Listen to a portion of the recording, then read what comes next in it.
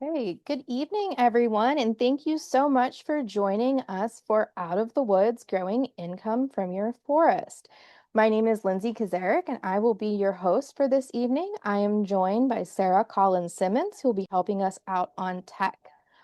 Our guest speakers for this evening are Dr. D. Singh-Knights, Professor of Resource Economics and Management Extension Specialist at WVU Extension.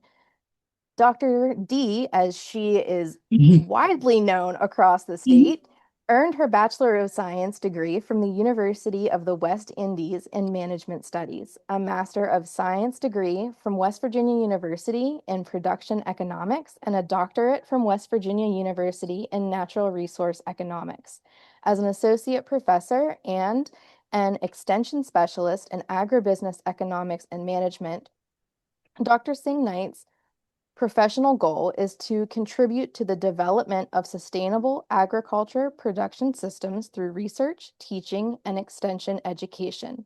This goal is based on the premise that the viability of the agricultural sector of a nation and the survival and growth of its farming population depends greatly on proper design and implementation of relevant research and the timely dissemination of research findings to the farming community and students in the agricultural sciences. Our other speaker joining us this evening is a very familiar face to this audience, Kate Fotos. Kate is now a program coordinator with WVU Extension. Kate is working with the small farm center there, and her love of agriculture and agritourism started right in the sugar bush, working with talented producers across West Virginia. For the past 7 years, she has been heavily involved in the tree syrup community across Appalachia, beginning with her work with Future Generations University and continuing beyond. So without further ado, I'm going to turn things over to Kate and Dee. Thank you for having me. All right, and just let me know if you guys can see my screen okay, and you're seeing the correct screen. Looks great, Dee. All righty. Thank you so much, and thanks for having us, Lindsay. And yes, I am going to take one for the team today, so I will be handling most of the presentation, but certainly the questions we can both Kate and I will field those questions. So again, as Lindsay said, we're both with WVU Extension. So today we wanted to give you a little bit of a rundown about agritourism, which all of you fall into that category, and just to let you know some of the agritourism initiatives that we have with WVU Extension, and what are some of the resources, what are some of the assistance that we can can support you with. So here is our contact information. Again, please feel free to reach out. I know because it's a webinar, we aren't able to hear you, but certainly keep the questions coming in the chat, and we're open to answering any and all questions that you might have and continue that discussion. So we'll start off talking a little bit about agritourism and what it is and what is the definition. And there is a legal definition. It's any lawful activity that's carried out on a farm that allows member of the public for recreation or education or entertainment. And it's not limited to just agricultural activities. It could be on-farm weddings, anything like that. Why do we always start with the definition of agritourism? Because every state or every country rather. So agritourism is an international activity, right? And every state within the US has somewhat of a different definition. And because there are some legal ramifications to the definition, it's really important that we understand what the definition is in our state. So any lawful activity carried out on a farm, but then it kind of relates to, well, what is a farm? What is considered a farm? And a farm means any area that that is operating commercially, so commercial production, cultivation, growing, harvesting, processing of agricultural products. So we do have the link there where you can get more information as to the definition. But why do I always start with the definition and what is included, what activities are included under agritourism? Because of the Agritourism Responsibility Act. And under this act, and again, it's Chapter 19, Article 36, if you wanted to read more about the code here in West Virginia.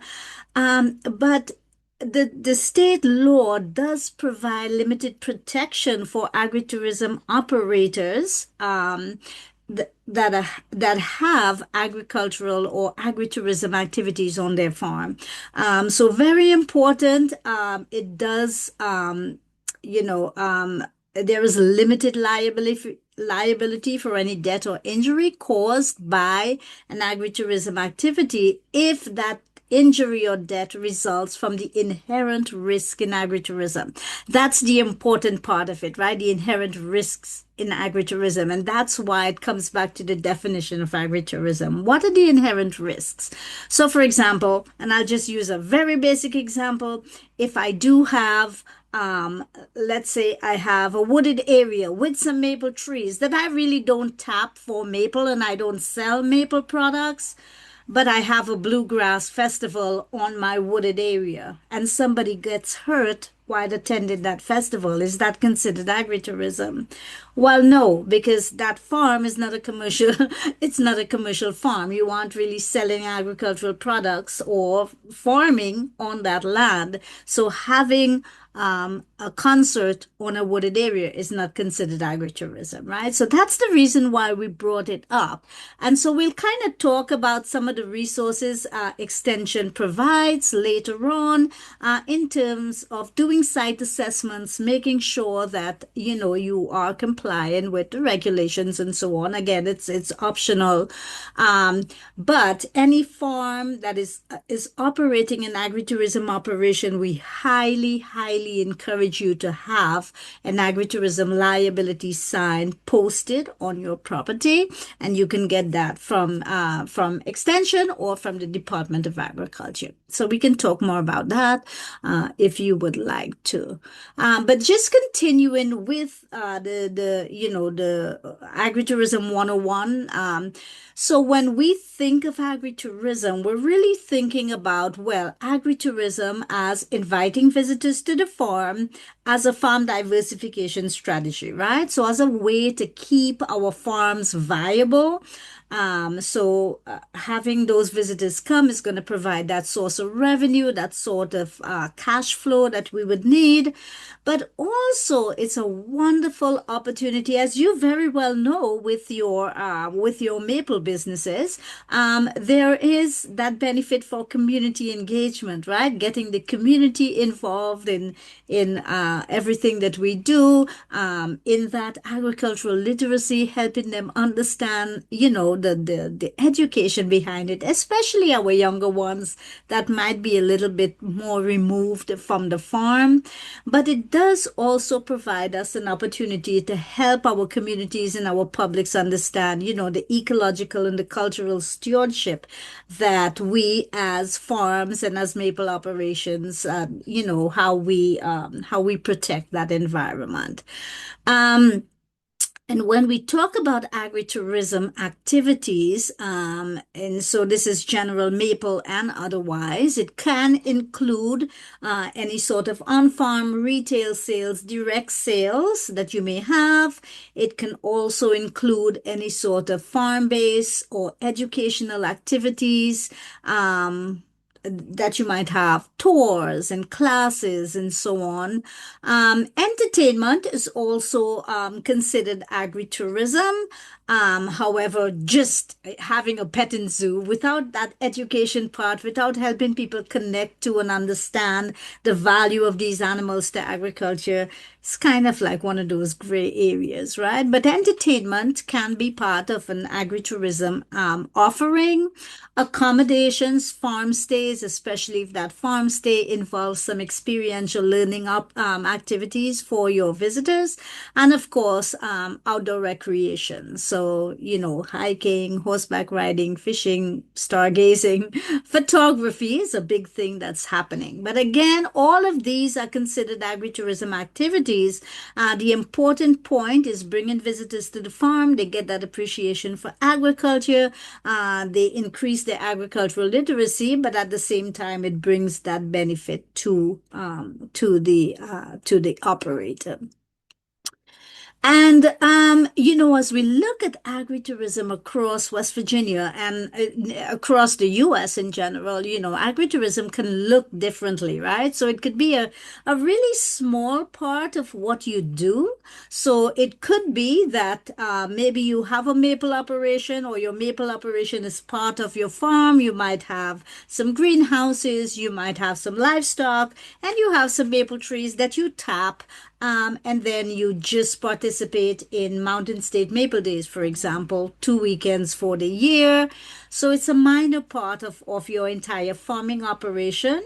Or it might be that it's a complementary part of what you do, right? So you have a maple operation, you're basically selling half of your maple products off the farm to some commercial entity, and then you are keeping half of those products and selling it directly to customers as part of that on-farm activity, right? So it could be complementary, or agritourism could be the primary enterprise that you have. So throughout the year, it could be that you have year-round, experiential stays, both excuse me, during maple season and out of maple season.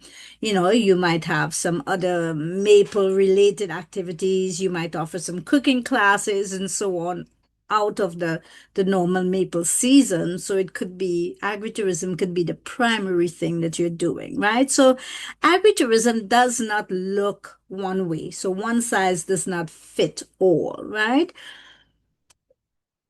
So let's talk a little bit about the importance of agritourism. And as an industry in the US, we've seen a tremendous increase in agricultural operations across the US, predominantly post-COVID. We saw, even during COVID, people wanted to go to these open spaces, these rural activities, because they were deemed a little bit safer. And as people were afraid of getting on planes and trains and so on, they were looking for things to do in their own backyard. So domestic tourism, right?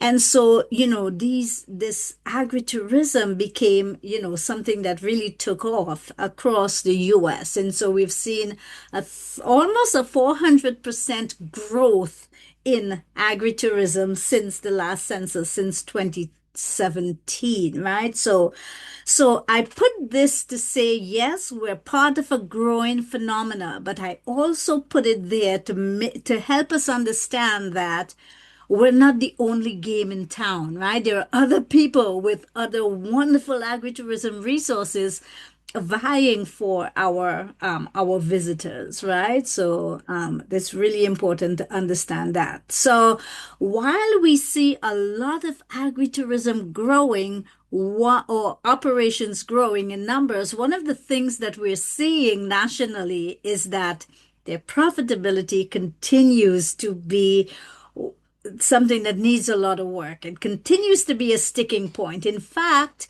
so this is a study we did, and this was actually pre-COVID, right? This study finished in 2019. It was published some in 2021, but the survey itself ended just before COVID. And we saw that based on our respondents, 80% of agritourism operators nationally report less than $25,000 in profits per year. So when it comes to agritourism operations, we're not necessarily managing it really, really well for profitability. It's an area that we really need to work on. So that's something that we need to pay attention to. Um, So if we look at the growth in agritourism numbers nationally, take a look at West Virginia. We are leading the nation in terms of the number of operations that are adding agritourism as that farm diversification strategy. So I will say agritourism and direct sales, right? Because how the National Agricultural Census collects this information, it combines agritourism with direct marketing, direct sales. So we are one of the leading states, which is great news for West Virginia, right? So we are adding a lot of agritourism operations um, in West Virginia. But here is the crazy thing. Our revenue, though, from agritourism, we continue to be much lower than a lot of other states, especially our neighboring states, right? So even though we're increasing the number of operations, we're still, our revenue from agritourism is still behind a lot of our neighboring states, particularly. And if we look at the revenue, and this is the revenue compared, so from 2017 to 2022, that census, we see that revenue from agritourism actually has been declining, right? So even though we're adding more operations, we really need to do more to help our operations become more profitable, right?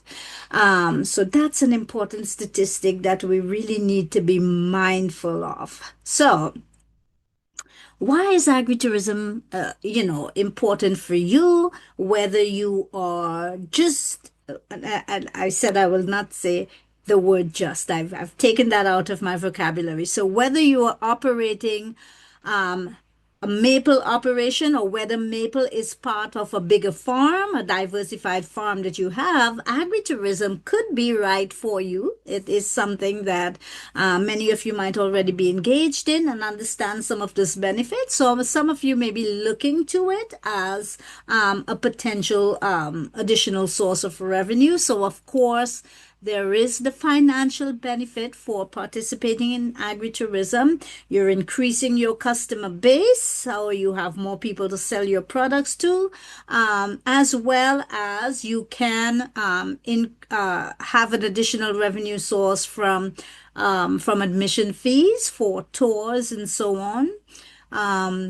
Of course, customer development and building that customer relationship. You know, customers love to come out and see where that food is actually coming from. When they see the dedication you have to your products and to your farm and to your community, they're more open and willing to purchase from you. Of course, it opens up that marketing potential, right? So you're opening up, you're making your farm and your operation much more visible to visitors. That education and that information sharing is so very important. You're doing such a wonderful service to agriculture in general and our state by helping bridge that farm to consumer gap with that agricultural literacy, right? Helping people understand the importance of agriculture in our society, why our small farms are important, why sometimes we do have to charge more for our products, because we operate these small farms. We don't have the benefit of big agriculture and large scale production, right? So all of that is really important. It might be that why can't you do this store like all the time? Why do you have to do it today when it's like 10 degrees, right? Why can't you have the same maple tour in August, right? Because somebody doesn't know that, well, the sap only flows when it's really cold or that sweet spot. So it's about educating our visitors, right? It's the same reason people say, well, why don't we have apples in spring, right? Well, you got to understand how agriculture actually works. And a lot of people don't. That's your opportunity to help people understand that. And then, that operation, that business improvement, giving you that opportunity to earn that extra income so you can build on your business model, right? So a lot of benefits to agritourism. And we'll look at it from different perspectives, and you can see some additional benefits later on. But we certainly think that agritourism can be and is an ambassador for agriculture, right? So, it's one way for us to spread the word about the value of agriculture. And not only that, it really helps to create this what in tourism research we call sense of place. And that is something that we see our visitors, our tourists are interested. What makes West Virginia West Virginia? What is that sense of place that makes West Virginia uniquely West Virginia? It's the same thing. What makes Italy, Italy, or France, or the Bordeaux region? What makes them so characteristic? What makes Napa Valley, Napa Valley? And so having activities like this and having agritourism operations really helps us to create these place-based experiences that are built on that natural resources from that place.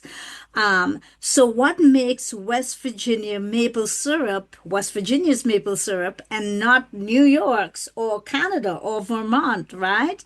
And so I love whenever I attend Northeast meetings and I visit my friends over in Canada, I love to bring some West Virginia maple syrup. And I'm like, try this. Tell me what you think, right? And, it's normally I hosted a meeting and it was during COVID and we had to go to a virtual tour rather than we were supposed to bring people to West Virginia. And so we had a virtual tour and we mailed them Family Roots Farm maple syrup breakfast packages. And we had them make their breakfast pancakes, use West Virginia maple syrup. And then we had people from New York and Vermont and Canada, participating in that meeting, and they were having West Virginia maple syrup. And they're like, we didn't expect this from West Virginia maple, but here we are. And we had to remind them, listen, we are international maple syrup winners, right? So we've got many, many operations having these awards to our credit. So it helps us to cement that sense of place. It helps us to be able to promote West Virginia and our localness and our regional identity.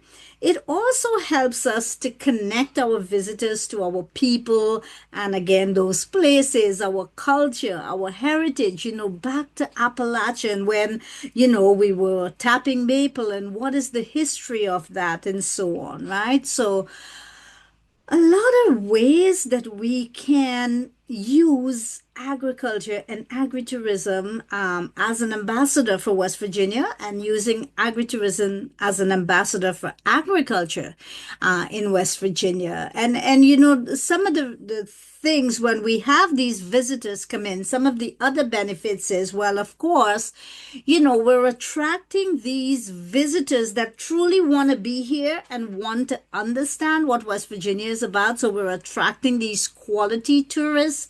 They spend more money.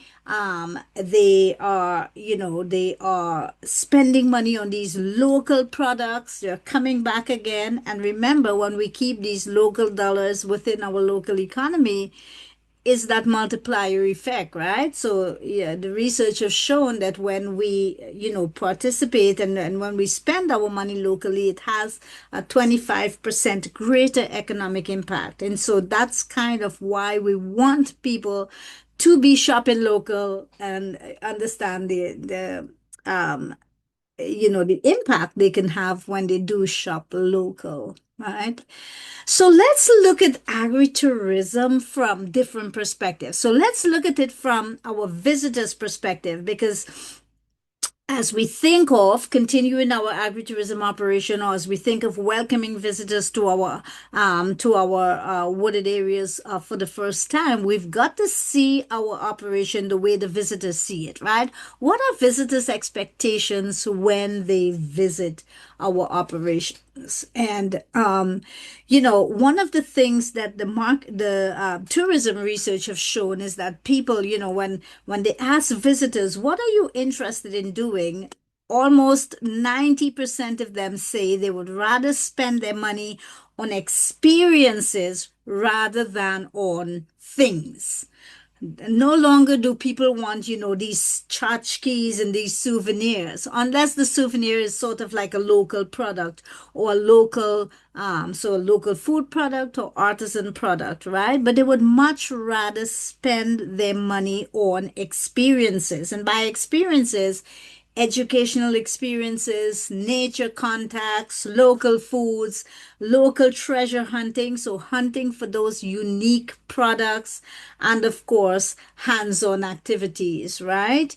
But more than that, so they do want these sort of experiences, and so we know that our farms have the raw ingredients for these experiences, right? But more than that, they want the typical thing that they would find at any other tourism activity, whether they went to Disney or whether they went to an operation like Grits Farm in Buffalo, West Virginia, which is one of our larger agritourism operations, or, they do want diverse experiences. So they want to experience different things, different types of activities.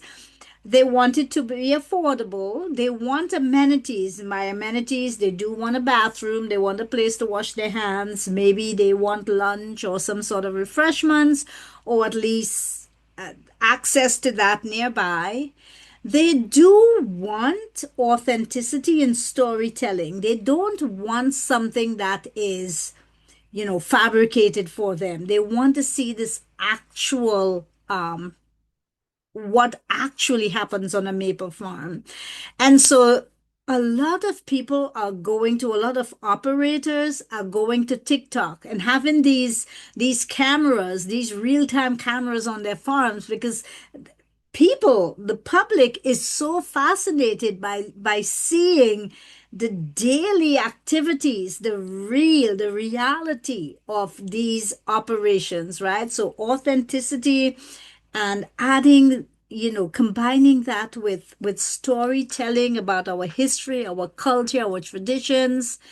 They do want high quality offerings, and they do want safety. So we're talking farm and food safety.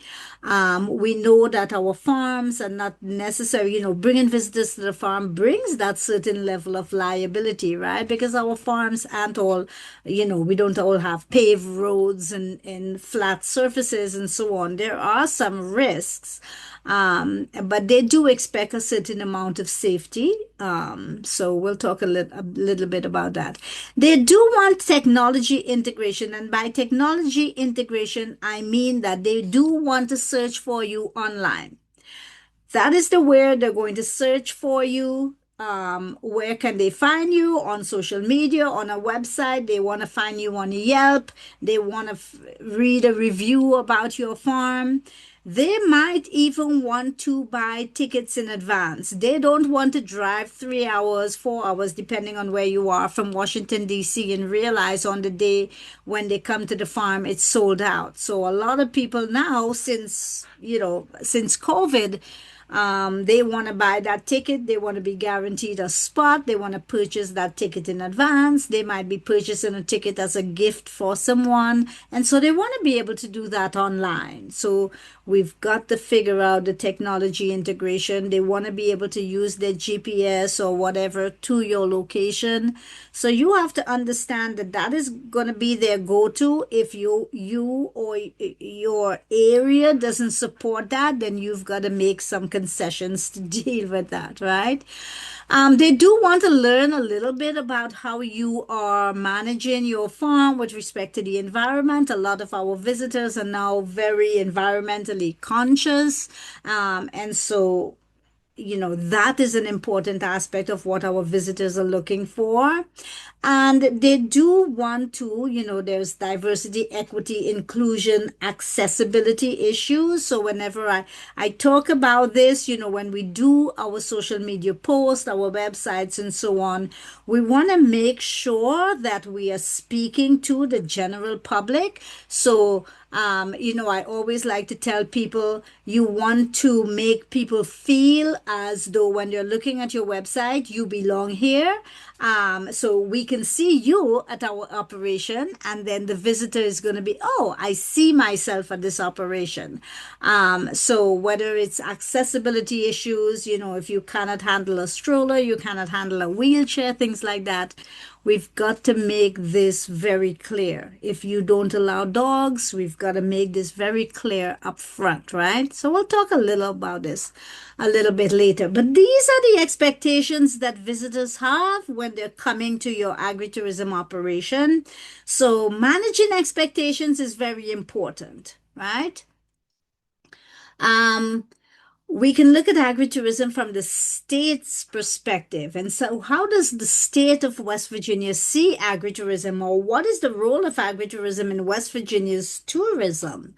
And so we know that, the more there is to see and do in our state, the more offerings we have for our visitors, is the more people are going to be attracted to our state, right? So the more creative, authentic experiences we have to offer people, apart from the New River Gorge and snowshoe and all of those things, whitewater rafting, all of these agritourism operations really add to the richness, the diversity of tourism offerings in the state, and it serves as a magnet to attract people to the state. And, when there's a lot to see and do, they're going to stay longer. And when they stay longer, they're going to spend more money. That's what we want, right? That's what the state wants. And so the state is invested in seeing these agritourism operations develop. I know sometimes it's difficult for us to get that assistance with roadside signage and so on, but it's something that we can continue working towards, right? Um, so when we look at West Virginia tourism, having these agritourism activities can really supplement and complement, wild and wonderful West Virginia. What's more wild and wonderful than visiting a maple farm and learning about all of this in the middle of winter, right? So let's say somebody comes for skiing, right? You ski and then you get back to the hotel or whatever. And then you're like, well, what else is there to do around this area? Oh, wow, I saw this maple farm. Let me go visit, and see what this maple farm is all about. So it's also a way for us to what we call round out visits. People might be coming for something else, for some typical agritourism, some typical tourism activity, or they're visiting friends and family, and we are offering these activities as a way to round out their visit, right?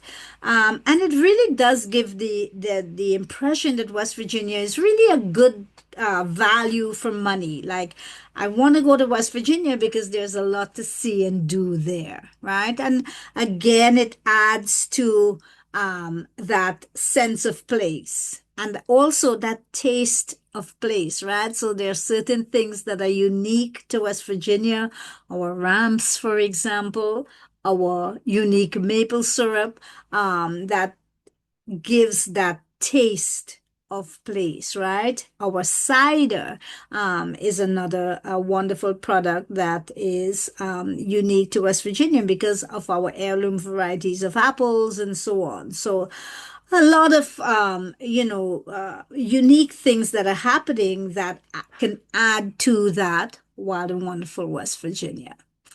And we can also look at agritourism from our operator's perspective, right? So, there are a lot of challenges. So this is the national, view of what are some of the challenges, some of the same things we experience here in West Virginia, a lot of zoning issues and so on, a lot of state regulations.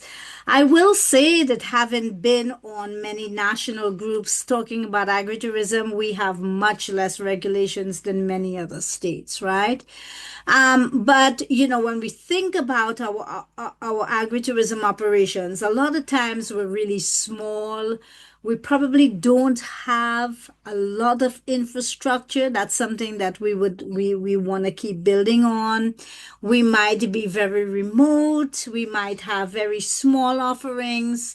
We may not necessarily, so we might be good at our agricultural production, but not necessarily so much at hospitality and customer service and so on. And a lot of times we're really concerned about the liability issues, right? And when I say community conflicts, like you might be living down, a single lane road, for example, and the amount of traffic coming to your farm might not be something that your neighbors really like. So sometimes having agritourism can cause some of these community conflicts, right? Um, so I'm trying to speed up, and I'm looking at my clock, and I just want to get to the end and kind of entertain some questions. So this is where West Virginia University's Extension Service have said, okay, well, now we see what we need to do with respect to agritourism. We understand we need to help operators, improve their profitability. We really need to help them market themselves and so on. So we've got what is called the West Virginia Agritourism Initiative. That is sort of like a multi-pronged approach to helping develop agritourism in West Virginia.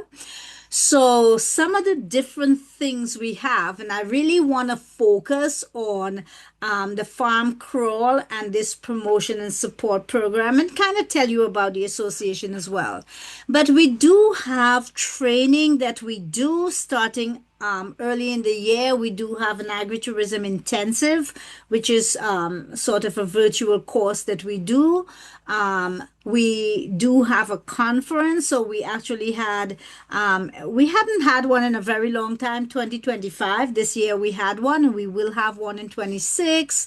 And we had a couple bus tours where we put people on. We took them to other states to see what's happening with respect to agriculture, but also to sort of build that network.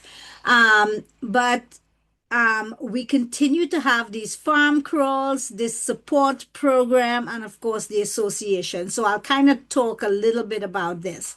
And I want to encourage you. I think Kate is going to post this website. If you just Google West Virginia Agritourism or wvagritourism.com, you would see this website. It's still being built at this time, but this is where we hope to host a lot of these resources, and hopefully your operations in the future. So I'll tell you a little bit about that. So again, the conference we will have, this is this year's conference, but we will have one in 2026 around the same time. It's actually going to be either the 23rd or 24th, or the 24th or 25th. We're kind of playing with those, and it will be, so since we had it in Canaan Valley this year, we're going to have it at Glade Springs Resort South in 2026. So it's either going to be, it's sometime between the 23rd and the 25th, a 2-day period there. So we really encourage you to participate, and we hope to have a bigger showing from the maple industry at this conference. So one of the things we have been continuing to work on is our farm crawls.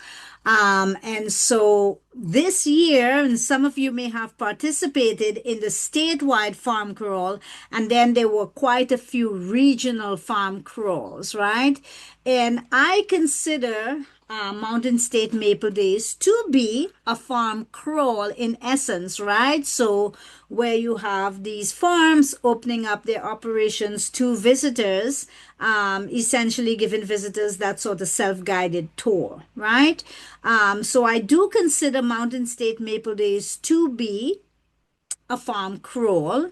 But there are, and again, what is the purpose of that farm crawl, right? So, again, is to give people that sense of place that is West Virginia, to showcase West Virginia's agriculture and agricultural operations, to promote our localness, to serve as that ambassador, but also a way for these farms, maybe in their season, maybe in their non-season, to sort of add some revenue, and grow their customer base, right?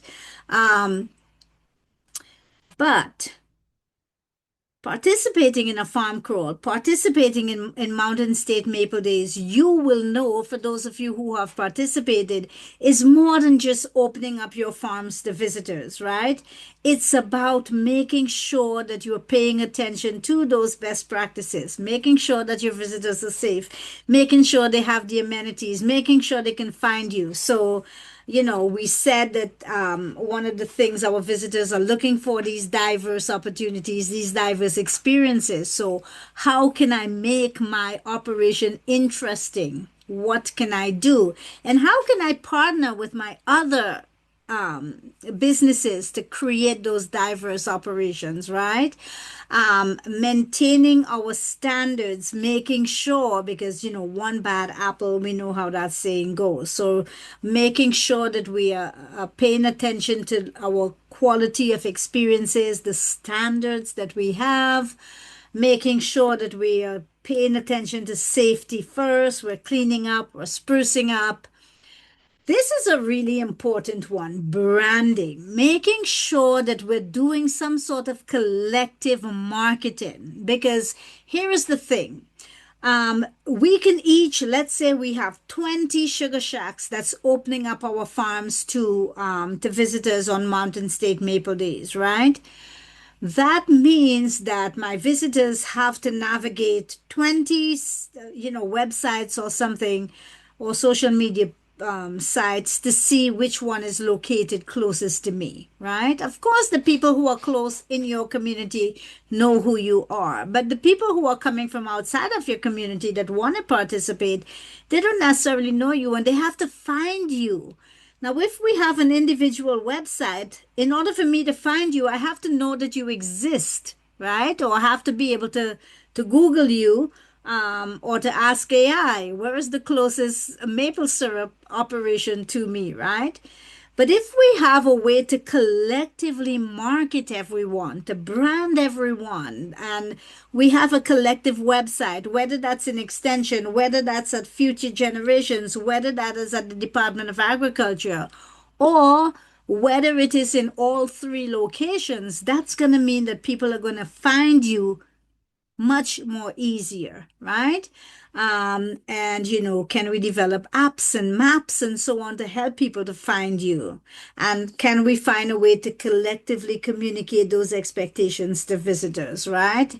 And so we added some specific considerations just for maple syrup. So helping people understand the accessibility issues, right? There will be mud, it will be cold, there might even be ice, there is uneven terrain, right? There are some risks when you come into the sugar shack. There are the evaporators, there's other equipment. We really need people to be safe and to be mindful.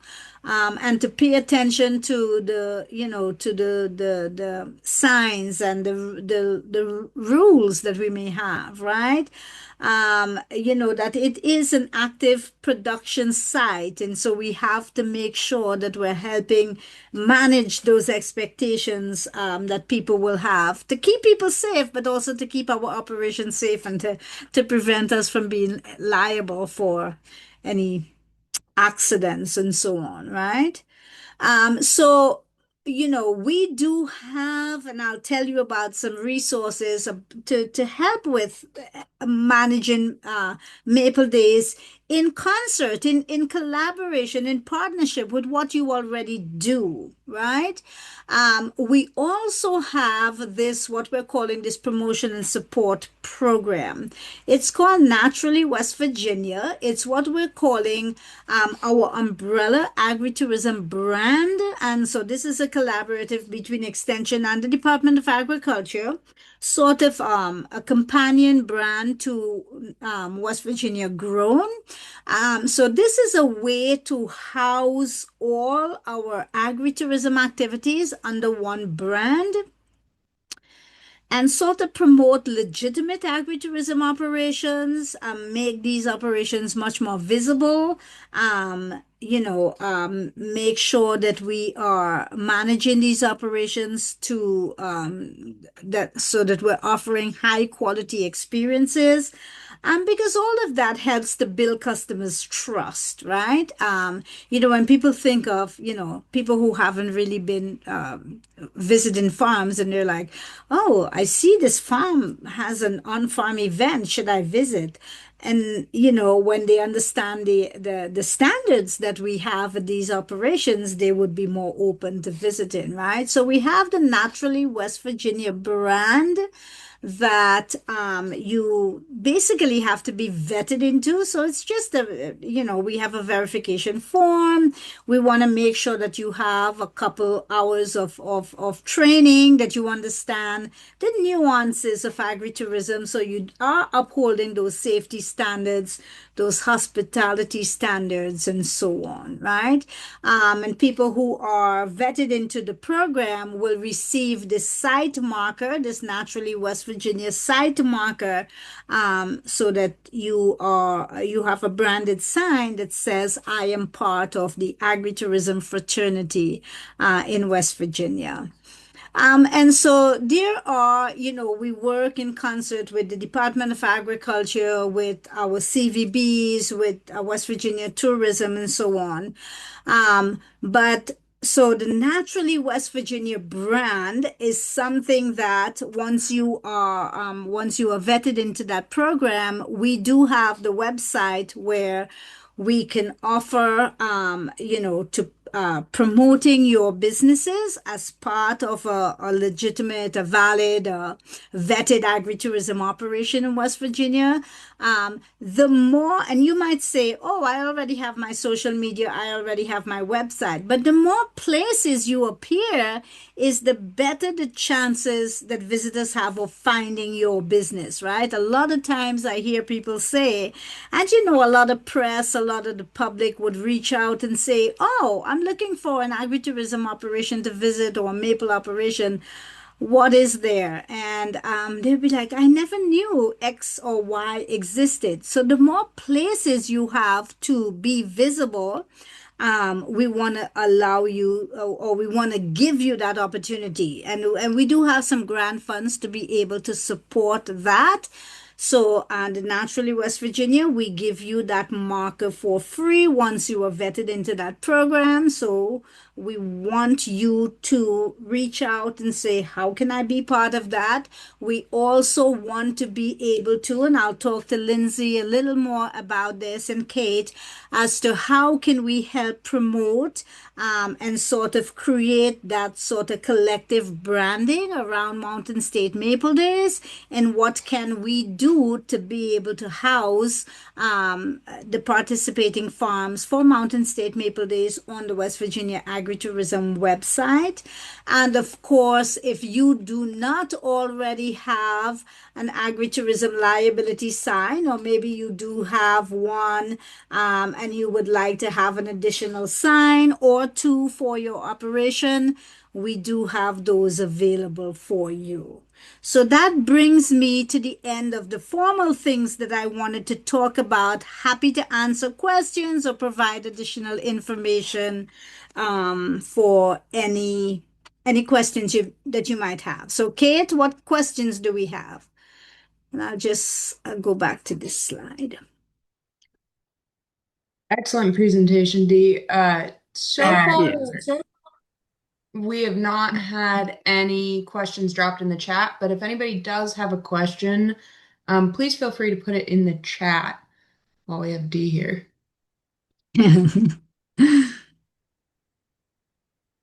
In the interim, I have a question for you, Dee. Sure.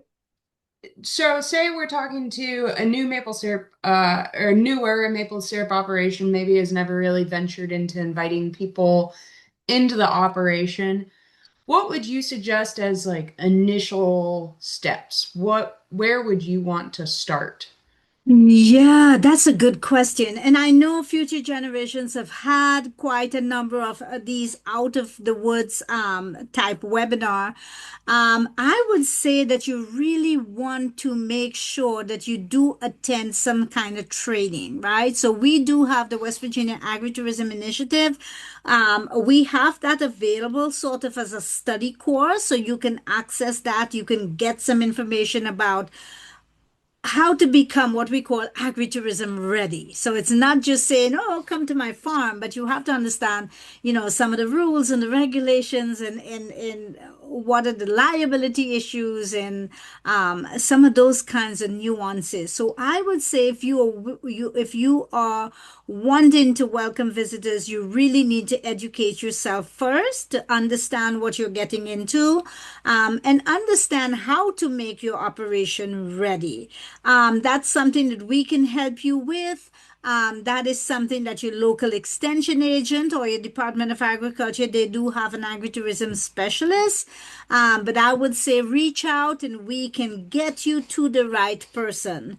There's a wealth of resources available, but we do want to get you off on the right footing. So reach out, let us know what you're interested in, and we will connect you to those resources.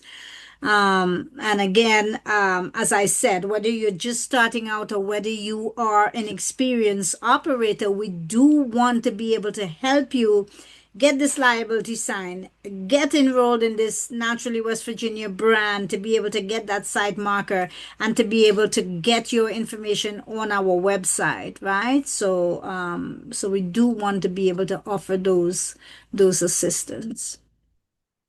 Fantastic. Thank you. A follow-up question to that was how do producers locate their local extension agent? And I'll go ahead Um, and drop a if you link. could, yes, drop that link in there. Yeah.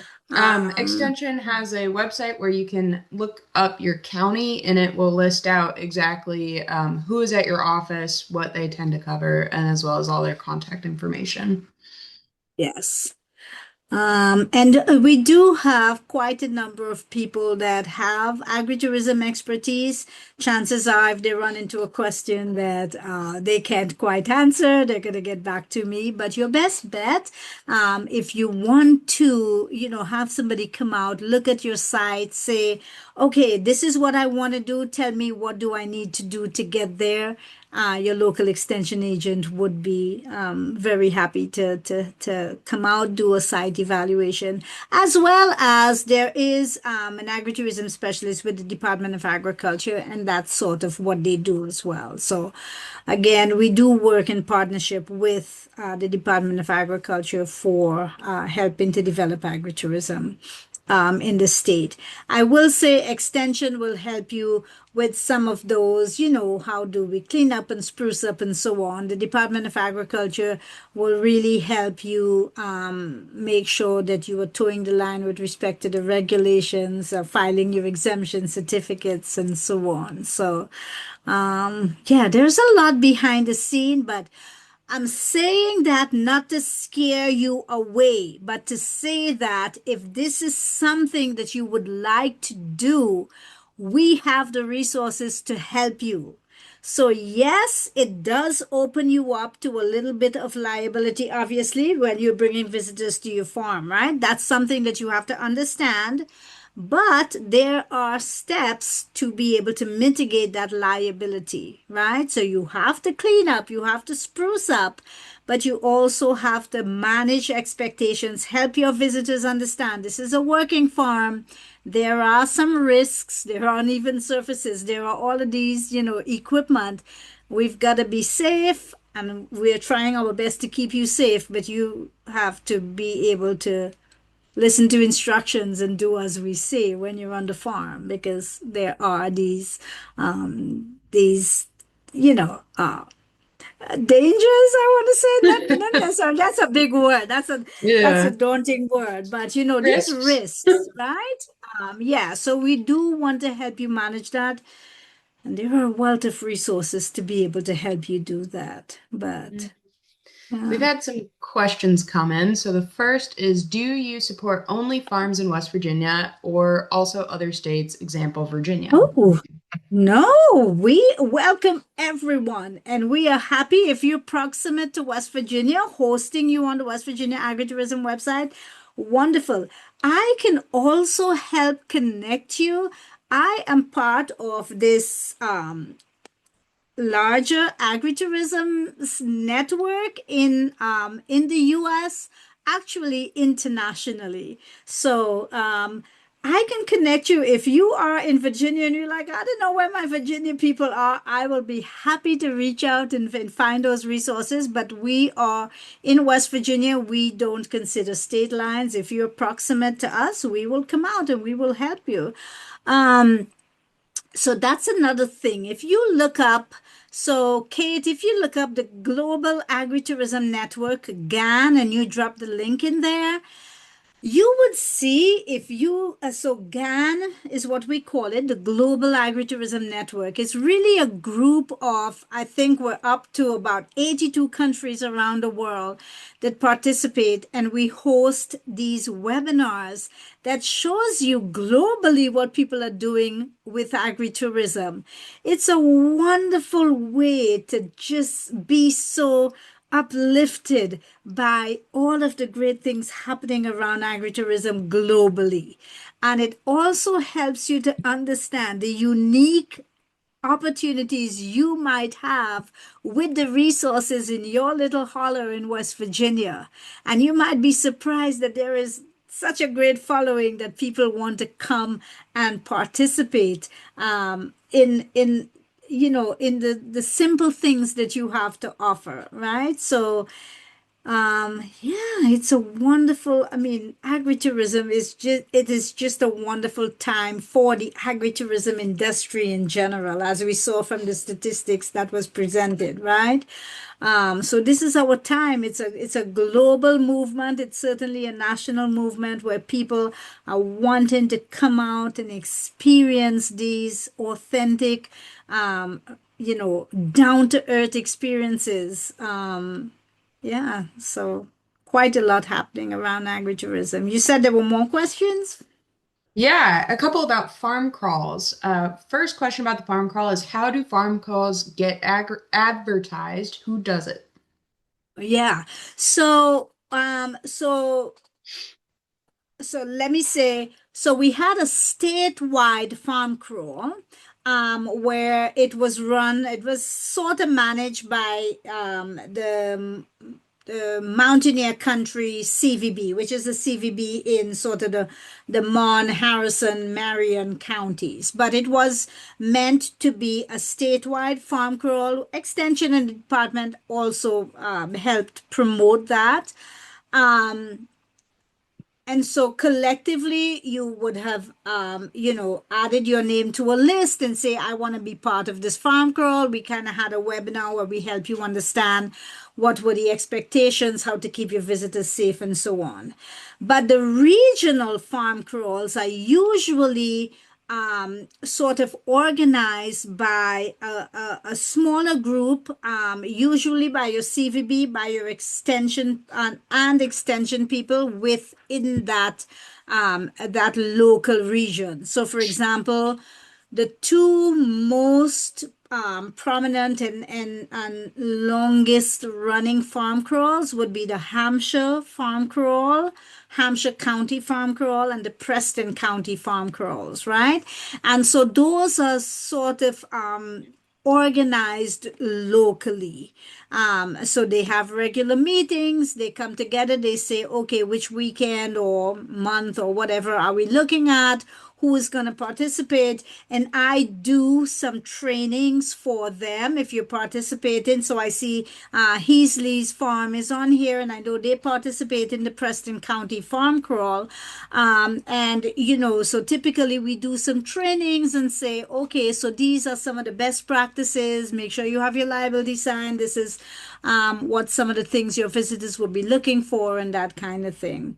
And so here is the thing about, so I'll give you a little more. So how it's advertised, again, it's advertised locally, but this is the thing that we want. If you look at that website, we are adding a dedicated space on the West Virginia Agritourism website for farm crawls. So we'll be working to help the different regions organize those. And the West Virginia Agritourism website is going to be one of the places that we're going to help market that. Future generations, Department of Ag, CVB, tourism, everybody else can follow suit and get the word out, but we are willing to have that available there. And here's the thing about a farm crawl.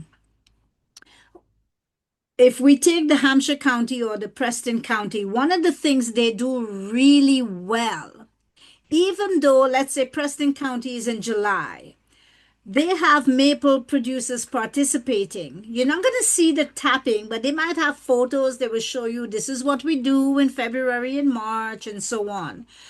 But remember, one of the things I said, visitors are looking for those diverse experiences. So the farm crawls are supposed to be different operations getting together and showcasing the diversity of agriculture in a region. And it doesn't only have to be primary agriculture, it could be artisans, people making, fiber products. It could be another small business, might be a restaurant, could be a cidery, a winery, anything like that, but it's to give people a lot of different experiences in a particular area over a short period of time. So that farm crawl is going to be the magnet to attract people to them, right? To that area, right? And in 2026 and 2027, West Virginia Extension does have some funds to be able to dedicate to helping you sort of build these farm crawls. So if you're interested, drop us a line and say, I'm interested in doing a farm crawl. Is there one in my area? And we can connect you to the closest region doing that farm crawl. Absolutely. And I think you actually answered the second question about farm crawls, which are there multiple? Um, Yes. So in 2025, we actually had 8 regions doing farm crawls. So there was the Hampshire. So we had the statewide one. We had the Hampshire. We had the Preston. We had the Greenbrier. We had the Jefferson. We Pendleton. had Berkeley. We had Ripley. I can't even remember all of them. There was one in Upper Track. What county is that? Pendleton. Pendleton. Yeah, so there was a lot of farm crawls happening. So a lot of them were doing it like Pendleton. That was the first time they did their farm crawl. So that is just going to grow in 2026. And we hope that it will be an annual occurrence as we build these websites and kind of have, some sort of a strategy in place. We hope these farm crawls are going to be annual events where we're showcasing the best of West Virginia. One of the things we're hoping to work on, and again, I've got to talk to kind of continue the conversation with Kate and Lindsay, is we want to have farm crawls for different seasons. So we want to show people what does agriculture look like during the winter? That's where we can showcase Mountain State Maple Days. What does it look like in the spring? What does it look like in the summer? What does it look like in the fall? Because we know agriculture looks different during the seasons. And so we want these farm crawls to help highlight the differences and the beauty of agriculture and agritourism throughout the year in West Virginia.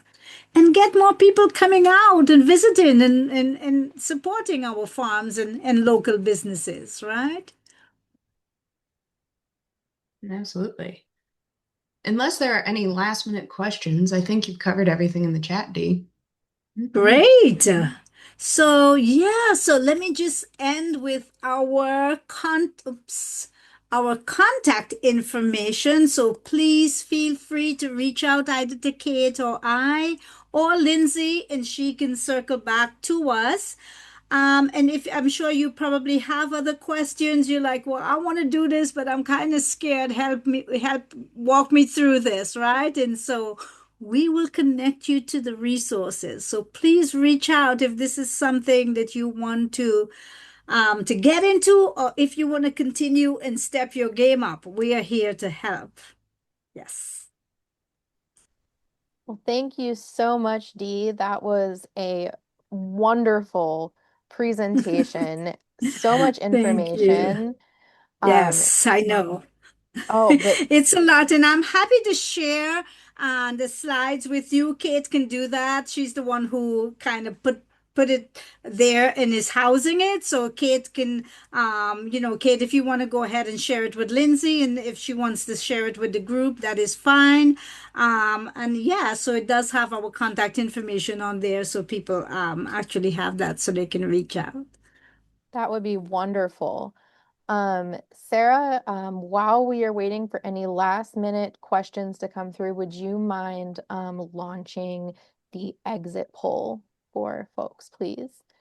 Um, and as a reminder, we will be back here again next month on January 15th with Joelle Boutine presenting. So please join us next month as we host Joelle. And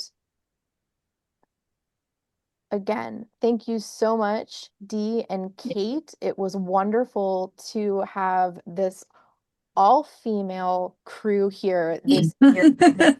So kudos to that. And Yes. it's always nice to have Kate back with us.